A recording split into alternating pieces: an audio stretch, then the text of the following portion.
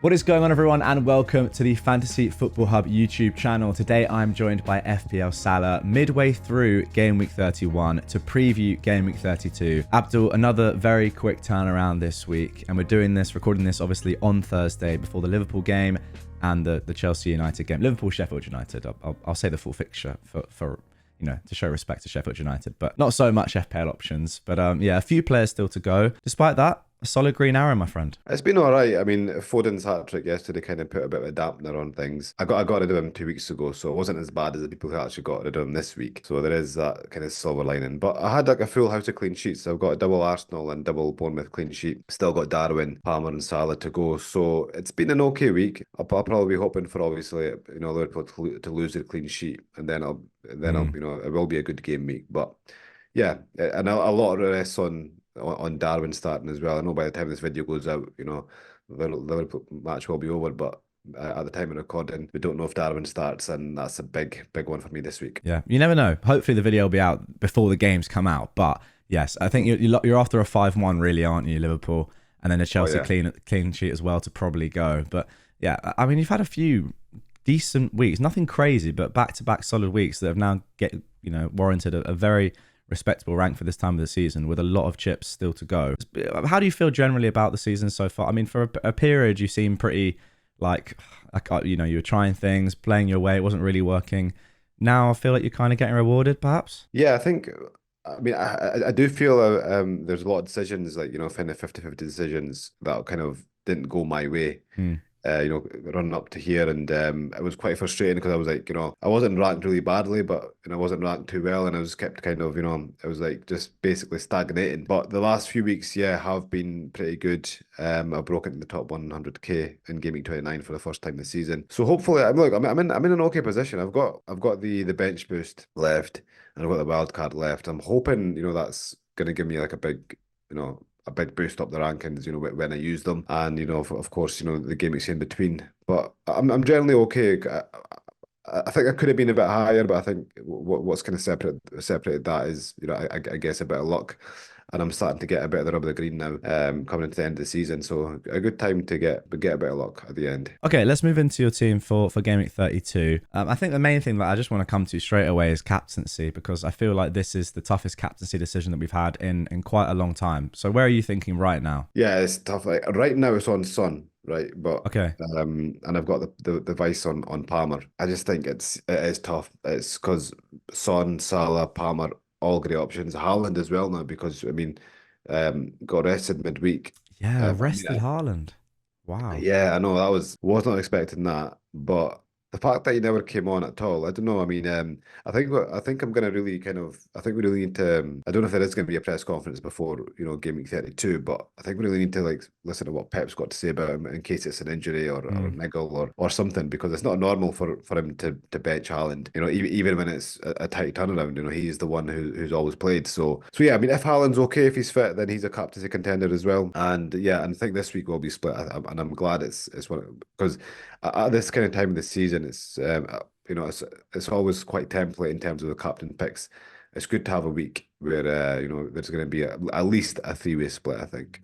Yeah. Okay. So why is it on Son right now? Obviously off the back of a blank, and didn't have his underlying numbers were pretty poor in that game. I think he had 2 shots in the entire game, just 0.1 xG roughly.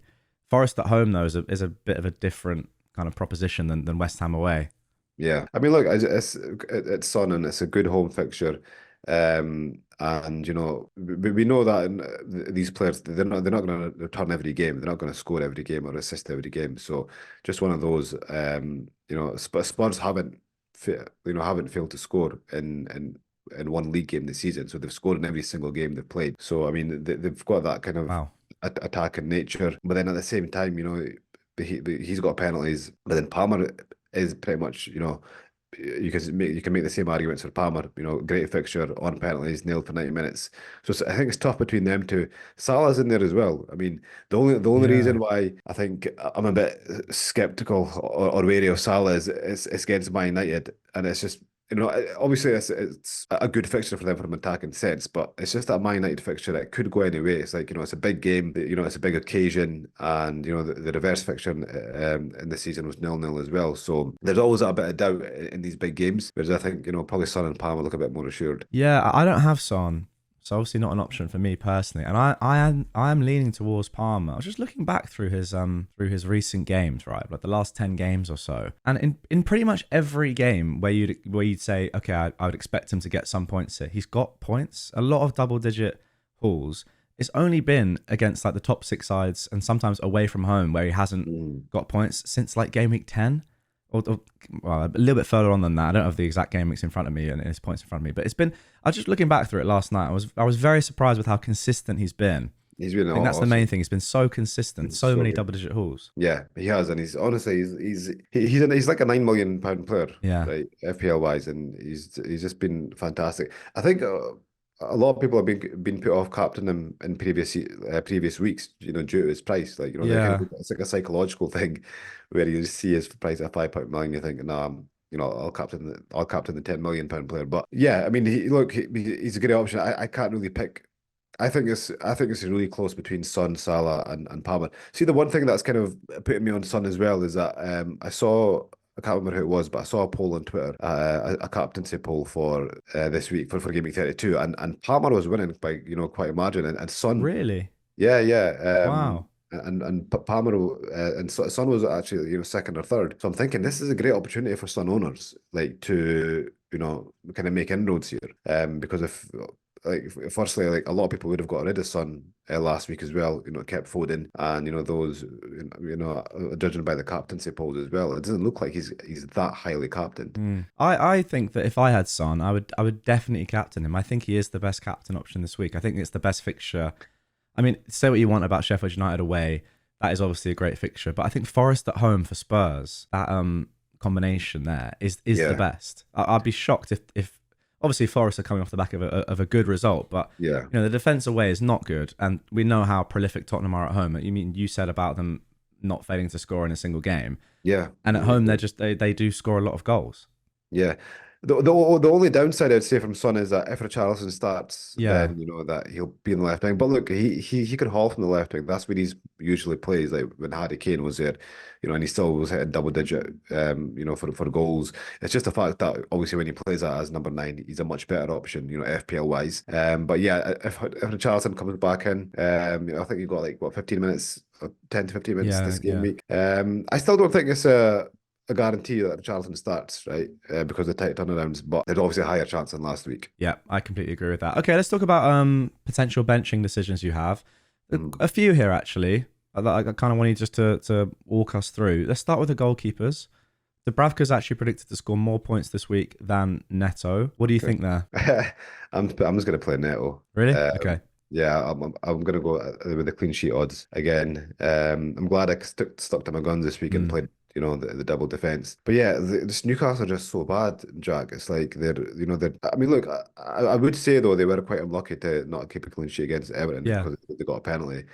But I just feel like they're that game, like Fulham away is actually not even a good fixture. I mean, Yeah. I think that game looks like there's going to be goals in it, and I think Newcastle will easily concede at least 2 goals in that game. So for me, I think that Bournemouth Luton fixture has got more of a chance of a clean sheet. Okay. Yeah. And then moving on to your defense. It's interesting that Fantasy Football Hub's predicted points are still pretty low for Arsenal defenders when they're away at Brighton, for example. I just think that's just a really good fixture once again for the Arsenal defense. They've just been so good recently. Yeah, there's a decent chance that Brighton score. I mean, actually tell us, according to the odds, what teams are likely to keep clean sheets this week? Right. So basically, Arsenal are at 36%, right? So they're like Okay. the fifth most likely. Man City are top 50%. Everton at 40%, then Chelsea and Spurs are joint at 38%. So, I mean, apart from, I mean, it doesn't really look like a great week for clean sheets, Julie. So that's why, in my defence, I've gone for. Well, I'm obviously going to go for double Arsenal defence because the defensive numbers are so great. But I'm going to go for Doughty over Zabarnia Yeah. I mean, despite Zabani, scoring the other week in the Yeah. double, he's got very very little goal threat, and Dowie has got the attacking threat with the assists. And I seen the bonus points yesterday in the Arsenal game, and he actually finished on the most. Dowie finished on the most bonus points from the Luton players. Oh, okay. So I mean, he's always up there. All he needs is one assist, or look a clean sheet, and he's in with the bonus points as well. So I think I'll take the risk with Yeah. Dowie this week. And to be fair, Bournemouth at home is not a bad fixture for. I mean, obviously you'd expect Bournemouth to score, Yeah, but they've not been free scoring recently, and Luton at home are good.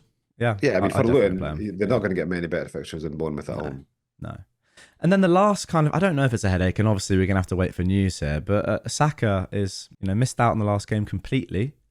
Yeah, You actually tweeted saying that you thought there was a decent chance he might miss out when Arteta said he would definitely play, because normally if yeah, he plays, then yeah. Arteta Exactly. says I he's just not he's had not a going to play. feeling. So I thought it was weird that because he usually is so coy and like, oh yeah, he's all right, he's all right. But then when he actually, as he usually says, oh, we'll see training sessions. But it was weird that he actually came out and said, he's fine. I think mm, at that point he knew that Saka was going to make this game. But yeah, like Saka is, I don't know, like we don't know because as I said, Arteta keeps his cards so close to his chest. We don't actually know if he's going to be out, how long he's out for, whether it's just like a one game thing. So I mean, ideally we get news before the deadline. If he is out, then we'll see how long he's out for, and then we either move him on or I bench him. But I'm going to start him. I'm going to start yeah. him this week. Got Sarabia there as a solid first bench, and we'll see what happens. Yeah, I think having Sarabia there is really just super solid. You don't have to transfer him out. He's a really hard transfer out Yeah, anyway because of obviously he's got a brilliant double. double coming up. Even Villa at home next week. We've seen City. It's a really good fixture looking like these days. So yeah, unless he's out for a long term, you can't sell him. So yeah, having that insurance. I think now we're seeing, obviously this week, of course, but we're seeing kind of the benefit of having 8 attackers finally. Where there have been some points on the Yeah, bench across the season, but now I think with the injuries, we're seeing that yeah, it's good to have yeah, sometimes that eighth attacker who can come in, especially Sarabia at that price. yeah. And then this is the best time of the season to have it because Yeah, there's going to be rotation. There's going to be player teams with nothing to play for coming up, and there's going to be rotation, and there's going to be like injuries as well for sure. yeah, absolutely. All right, before we end things, let's just have a look at your AI recommended transfers. I actually haven't asked you what you're going to do with your team yet. I presume that a role is a decent option here. Is that what you're leaning towards? Yeah, so at the moment, I'm like from last week, I was thought I'm definitely going to roll this week, but I did think of looking at either eight Nuri or Bradley, right? And the reason I'm looking at, I say Bradley, is that if we get news that, for example, Trent Alexander's out for a bit longer, or he's out for the season, whatever, we get some news, then Bradley would come in this week for sure. And then I would I could also do eight Nuri because he's got the double in game week 34, and he's got a good fixture this week against West Ham. But I think I will save. I think that for me to make a transfer, it has to be like under there's got to be a few things to happen really. Yeah, And the thing is that even if I do like the Doughty to eight Nuri this week, I've got like I can save in game week 33, and then and I have two free transfers in game week 34 and still get 10 doublers out. But obviously that's on the condition that everything goes smoothly yeah, and nothing happens in game week 33. So I don't want to take that risk. So unless I really have to, I think I'll save the transfer.